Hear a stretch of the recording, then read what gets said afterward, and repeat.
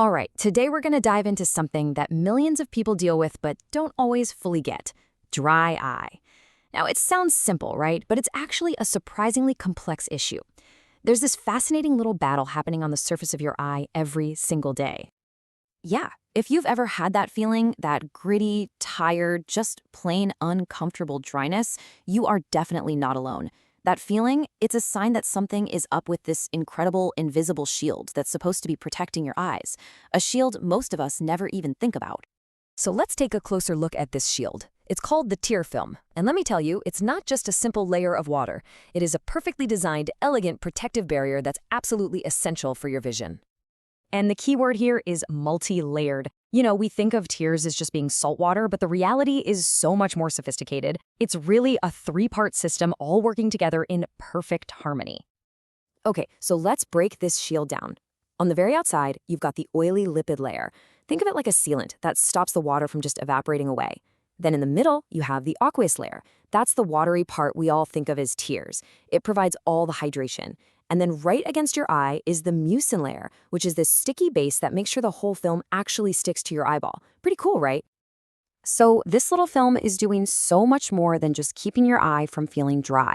It's delivering oxygen, making sure your vision stays sharp and clear, fighting off germs, and just generally keeping the surface of your eye healthy. It's a true workhorse. Okay, so that's how it's supposed to work. But what happens when this beautifully balanced, protective shield starts to fail?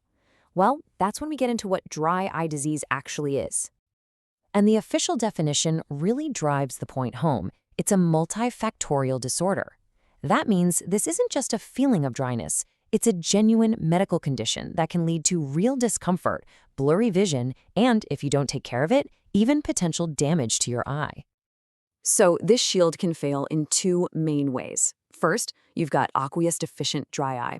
This is pretty straightforward. Your body just isn't making enough of that watery middle layer.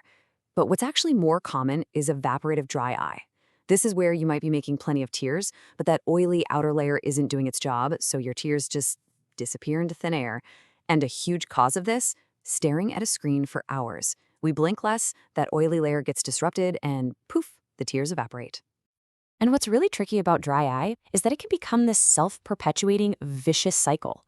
So, the unstable tear film leads to inflammation. That inflammation then damages the surface of the eye, which in turn makes the tear film even more unstable, and around it goes. So, what are the things in our everyday lives that can kick off this cycle and start weakening our protective shield? Well, the list of culprits is actually pretty long. It can be stuff going on inside your body, like hormonal changes or autoimmune diseases. But it's also linked to really common medications, like antihistamines, which are literally designed to dry you out. And of course, our lifestyle plays a massive role, from wearing contacts to working in a dry office to having had a surgery like LASIK. Okay, so with all those potential causes, how do doctors actually figure out what's going on? Well, it involves some clever detective work to measure the health of that tear film. The whole diagnosis really boils down to two fundamental questions. Number one, are you making enough tears? That's quantity.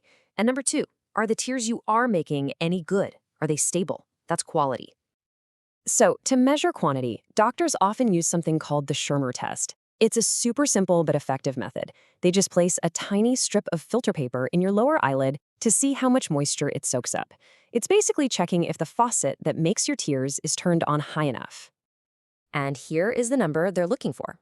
If that little strip of paper gets less than 10 millimeters wet in 5 minutes, that's a really strong sign that you have aqueous deficient dry eye. Now, what about quality? For that, they measure something called tear breakup time, or TBUT. This is kind of cool. Using a special dye and a light, the doctor literally watches your tear film after you blink and times how long it takes for the first dry spot, the first crack in the shield, to show up. And yep, there's another magic number here, 10 seconds. If that protective shield starts breaking down in less than 10 seconds, it's a dead giveaway that you've got an unstable tear film, which points right to evaporative dry eye. So let's just recap that real quick. The Schirmer test checks for quantity, is there enough water? And the TBUT checks for quality, is the shield holding up?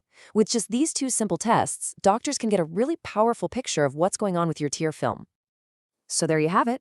We've gone from this incredibly intricate, three-layered shield that protects our eyes, all the way down to two simple numbers that can tell us when it's failing. And really, understanding all of this is the absolute first step to finding some relief.